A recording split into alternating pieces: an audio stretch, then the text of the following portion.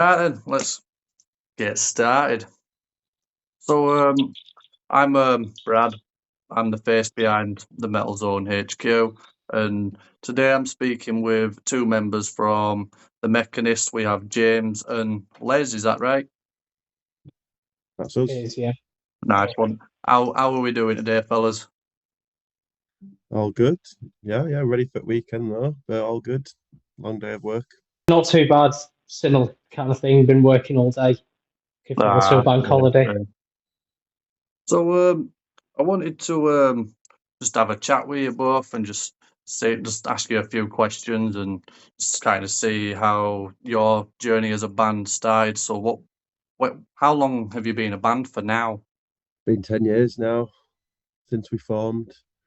Me and Les were two of the original members, and since then, guitarists, bassists have come and gone. But we're pretty set on our current lineup now. We've finally got a good lineup. It's been together for, I don't know how long Jack's been in the band now. Maybe 4 years. Sam maybe 7. I'm just giving it a ballpark figure there, but yeah.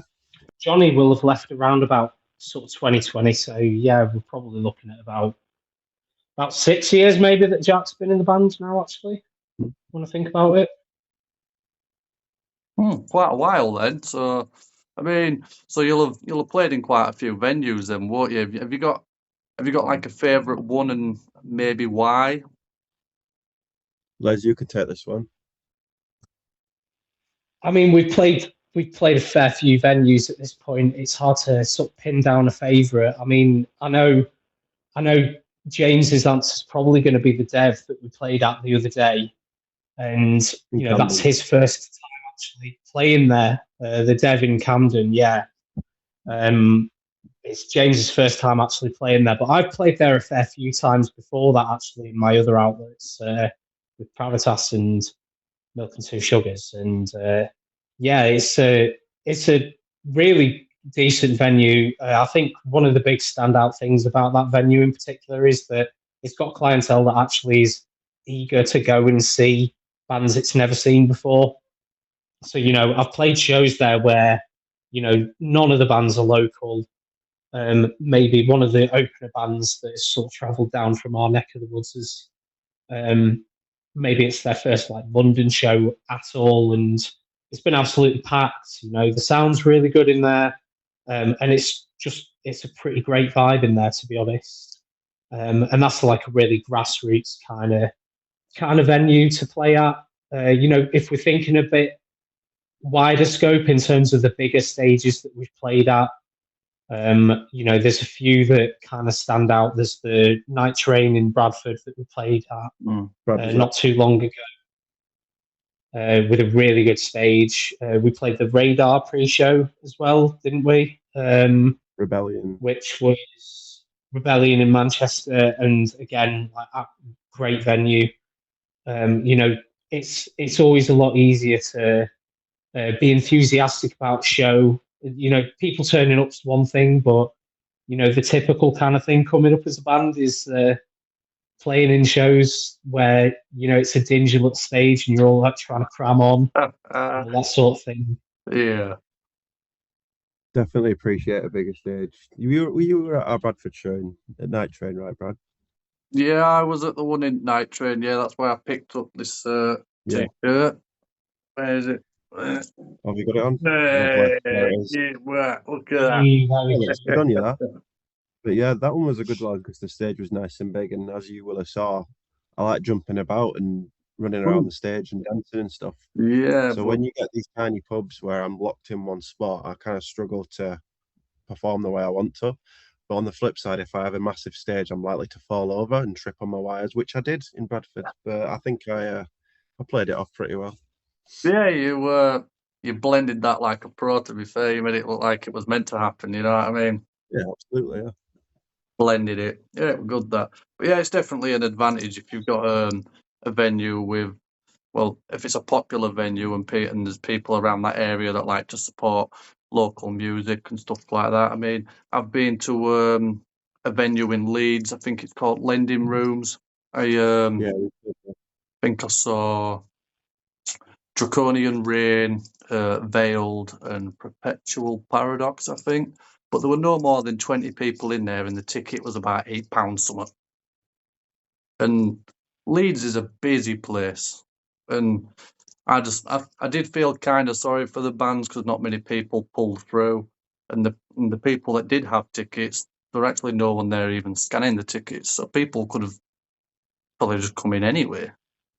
But yeah, We had a similar experience when we played Lending Room, but I'll take this as my chance to say to Leeds, sort yourself out, Leeds.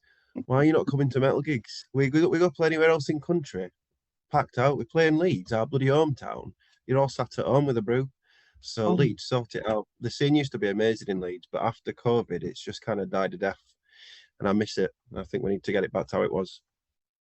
Yeah, it's kind of weird how it's changed after COVID. You know, we were playing quite regular shows at Key Club. There were quite a few other venues that would put on gigs and, you know, promoters and things. And now it's like in Leeds, it's almost like you kind of have to do it all yourself. You know, it's not really got that kind of momentum behind, you know, the people that kind of make a scene sort of thrive. You know, you need promoters that are gonna want to be like putting these shows on. You need venues that are willing to put them on as well, and difficult actually in Leeds, and which is a shame because it used to be the polar opposite, right? I mean, you'll remember, James, what it was like before COVID.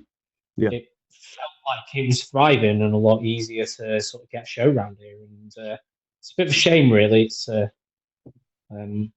yeah, lots changed. but yeah, I don't know. Hopefully, the people of Leeds will hear your message, and hopefully it's received, and they listen. It's a tough one as well because a lot of promoters get scared of putting on shows because they're scared of not selling enough tickets and then losing money. But I think since COVID, there's a theme of people don't buy tickets until the night of or the night before, or they arrive on the door. So then promoters really start to panic when it's a week before the show, and you know we only sold 40% of the tickets, and then that's how shows get dropped. But it's a bit of a never-ending cycle, isn't it? If you're somebody who wants to go see a show, you don't buy the ticket because you're scared the show is going to get cancelled. Self-fulfilling prophecy, isn't it? So I don't know how to fix that one. People just, the way people buy tickets has changed, I think. It's definitely changed a lot, really, hasn't it? But I mean, you've got quite a good fan base going on, haven't you? And I love the way you advertise your new songs. I mean, you'll be out on a walk, you'll go out your way and be like, "Yo, look, you like this tree? Go check out my new song." You know what I mean? That seems to be working wonders for you, though, doesn't it? You know what I mean? Yeah. But There's some good obviously, trees out there, you know. We should make use of all of the nice trees in this world. well, But yeah, honestly, it's not complicated. Just make relatable content is, I guess, what I make. Just I don't put that much time and energy into it. I just whack my phone out and yeah. film my face in front of something like a tree, and it seems to Yeah. work. Keep it simple. It's fun, and it's people will remember it. They'll be like, "Yeah, you remember that video with Tree? We were on about it. We were talking about his new song." Yeah. So, how many songs are going to be on this new album? Is it synthetic, right? Synthetic Sun Yeah. is the album title. I think it's 11. Do you remember, Les? I'm going to double check because I've got it on here. Is that including the first song, which we split into 2 songs and called one an intro? 11 includes an instrumental intro. So, Right. yeah. I see. So, what's the process like? You know, because you're an independent band, aren't you? You don't have a label. So, what's the process producing all the songs and just recording in general and rehearsal? Because obviously you've all got day jobs, so it must be quite stressful cramming all that in. You know what I mean? Yeah, definitely. Yeah, so the songwriting side of things starts with mostly Sam. I think it generally typically used to involve people. Like in the early days, it used to be a bit more collaborative in that sense, but it's more collaborative, like towards the later stages now, I'd say. So Sam, over the years, has like developed and like matured his songwriting to the extent that, you know, it kind of feels like, and I feel like a lot of bands go through this kind of process where you start off and it's like you write some cool riffs, and you don't necessarily know how to like put them together or how to like structure a song. And you know, I'm thinking like 8 years ago or so, you know, a demo would be out and it'd probably be about like 7 or 8 different riffs that like maybe none of them repeat and things like that. But as things have gone on, you know, Sam's got a lot better sense for structuring a song, figuring out what the actual sort of catchy bits of the song are, but also like I think doing it that way around allows him to have the kind of moments in the songs where it is a bit more experimental. You know, it's not just like, not everything is just like verse, chorus, breakdown, chorus sort of thing, although it is more common to happen now. But a lot of the times it starts off with Sam sort of coming to us with a skeleton structure with basically most of the riffs written. My input kind of comes in where, you know, I'm a bit more of a kind of big picture kind of guy, so I'll be like, you know, this section works better as like a pre-chorus. This section works better as a verse, and especially on the production side of things, like understanding where to kind of like drop layers. You know, if something's like one thing I always think about is like if everything's really loud the whole time, then nothing's really that loud. And Yeah. And it's a similar kind of thing with, you know, like really dense synth layers. If you've got that going throughout the entire track, then there's really no points where you're kind of giving the person listening to it a rest, and also letting other elements kind of shine. So that's where the bulk of my input comes in, is song structure and making it kind of have that sort of ebb and flow where it keeps things interesting. And then lyrics and things, that's a completely different ball game. That's all James and Sam's department, and I'll probably hand over to him right now for that side of things and how they structure that process. Yeah, so as we said, Sam starts the process, and he normally has a bit of a theme or a topic in mind when he writes songs, which he lets me know. And then sometimes I will write a full song of lyrics, sometimes I'll write half a song, and we'll work together and collaborate and put something together. You were asking about how we like produce and stuff around day jobs, right? Yeah. So we do a lot of it. Well, we do all of it ourselves. I can't speak too much of it because I'm just a dumb singer, so I don't understand how any of it works. But Sam and Les basically run the show. A place called Eiger Studios in Leeds. That's where we recorded this album. So we had the drum kit up there. We had the microphone. Les, you might be able to talk about that process a bit more, because like I said, I tried to set up a microphone and I broke the damn thing and I got in trouble, so I'm not even going to try. Yeah, he managed to dismantle the mounting frame for a microphone, which is the one thing that sort of keeps it balanced. And I'm just trying to help. You know. He managed to dismantle the entire thing instead of just, you know, unscrewing the really easy thing to unscrew. So, but recording and production side of things is it's very much like a joint effort between me and Sam. I again, like towards the later stages, my role in that is kind of, if you're thinking about like how production traditionally started off when everyone was using analog gear, and there were probably it took about 4 people just behind the desk to get things to work properly. You know, you had your producer and then you had your sound engineer, and the sound engineer was the one, you know, setting the equipment up, setting the settings, and the producer was almost like didn't really necessarily understand how all of it worked, but, you know, thought about how it all comes together as a song and where everything kind of impacts. So when it comes to me and Sam, you know, I tend to handle the recording side of things, especially like the drums, because that's my area of expertise, and that's the bit that I have the most fun doing.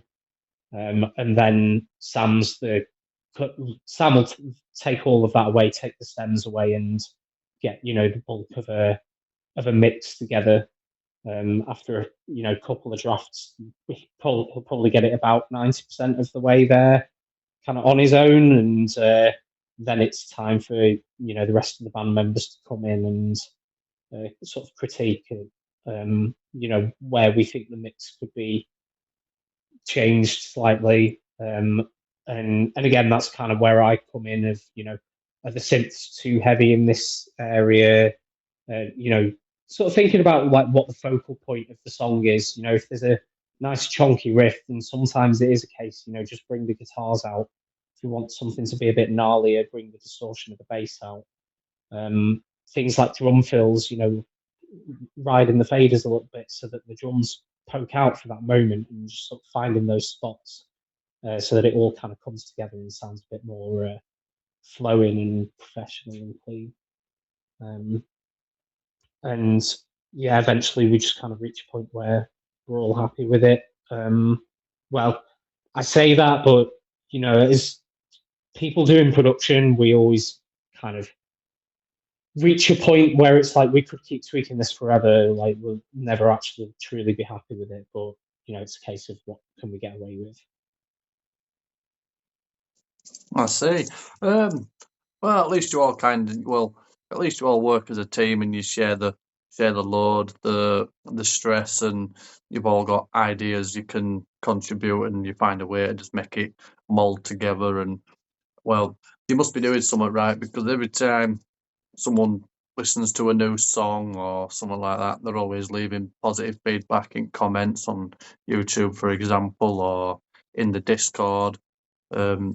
So yeah, obviously it's easy to overthink certain things, like, does that sound right? Is someone gonna hear that? I mean, it might be something you'll pick up on, but not something everyone else would pick up on. But because it's there, it's gonna bother you, if you know what I mean. But yeah, I think you're doing all right. Yeah. So yeah, I think that's definitely something that happens. There's always a point where you're like, oh, I think that fill doesn't sound right, or there's a like scratchiness of the guitars, and you could try and fix that forever, or you can just say, what, it's good enough. And the majority of people don't even realize, no one ever listens to it and says, oh, I noticed that snare was a weak snare hit or anything like that. So well, you know what they say. Perfection is the enemy of progress, isn't it?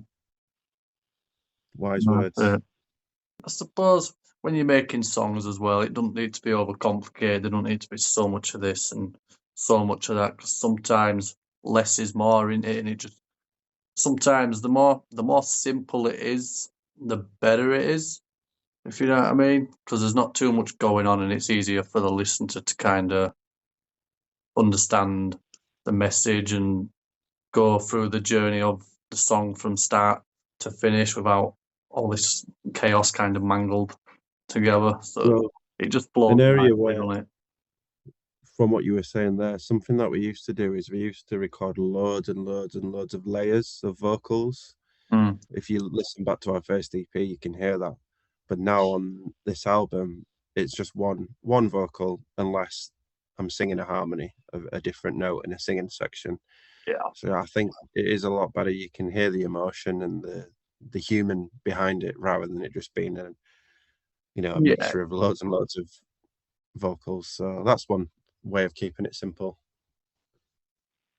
It's a hard habit to break. I think a lot of people suffer from that kind of issue, when because everything's done in the box these days, a lot of guitarists, when they're demoing, they'll write these overly complicated drum parts that there's just like a complete wall of noise of drums playing the whole time. And my experience with guitarists in all the bands that I've played with really has just been like, this can just be a lot simpler here.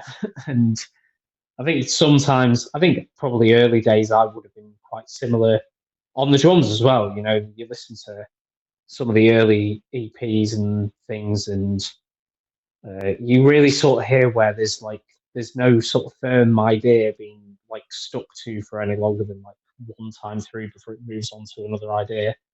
It's a little bit sort of ADHD coded, which I guess is why people thought it was the earlier stuff was like really high energy and a bit chaotic. And some people like that, but I think our sound's kind of matured into something a little bit more than that now. Yeah, I mean, it's definitely got to be a sound you all like as well, and it's got to be something you're all comfortable with. And I mean, if everything's all good in that department, and Yeah, pretty much. Well, I think how long has it been? 27 minutes. I think we'll wrap it up because we're nearly at the 30-minute mark.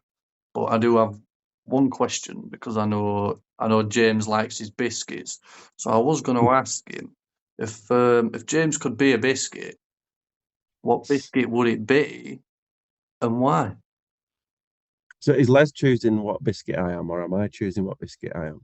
Well, we'll let you decide what biscuit you want to be, and then after you've decided and explained, we'll then see what Les was thinking. Oh God. Ah.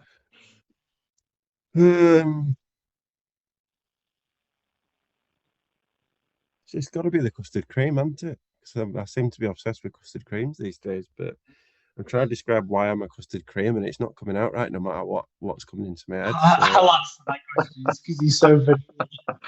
What? I said it's because he's so vanilla. Because I'm so vanilla. Well, you're a hobnob. Do you know why? Why? Because you're a right knob. That's why. Google. No, I'm a Biscoff, mate. I'm a Biscoff biscuit because I'm delicious and I go well with the coffee. Biscoff, you can F off. Oh wow.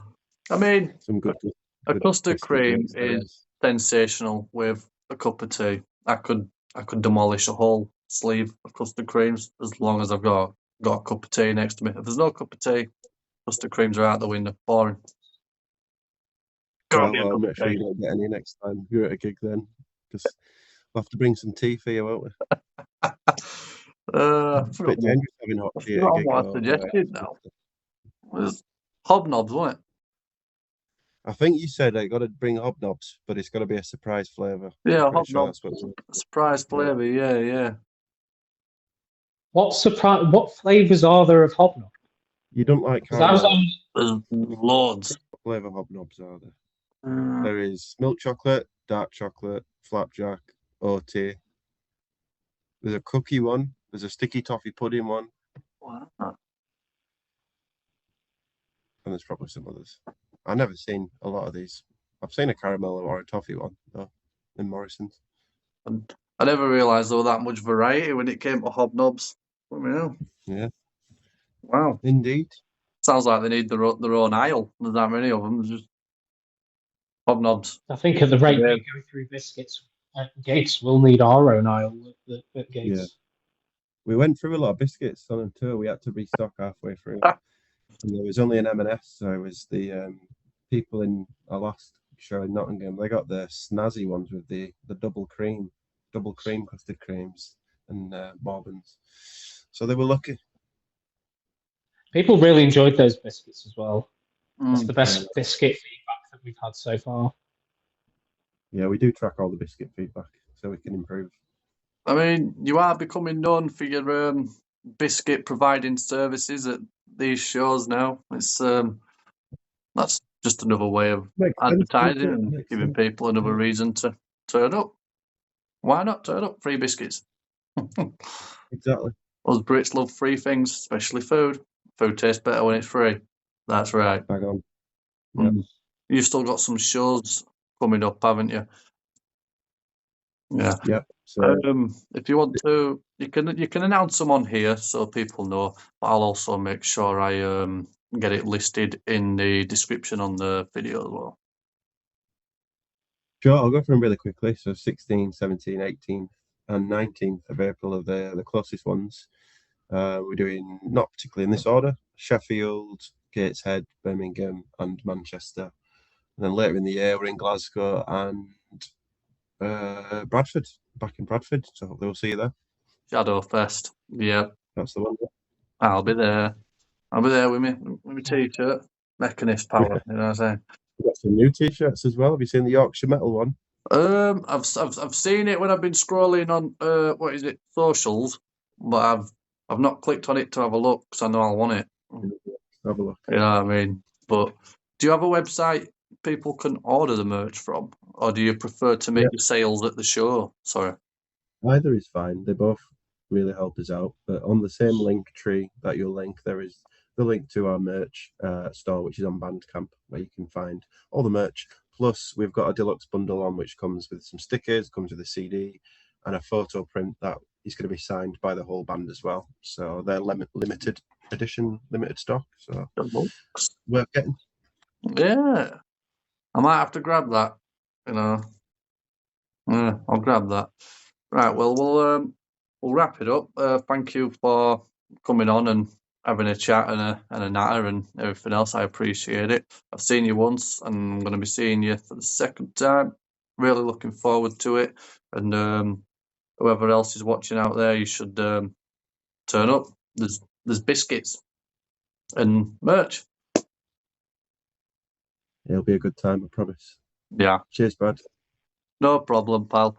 I'll see you both in a bit. Thank you very much. Nice one, mate. Yeah, cheers. See you next time. See you later. Bye for now.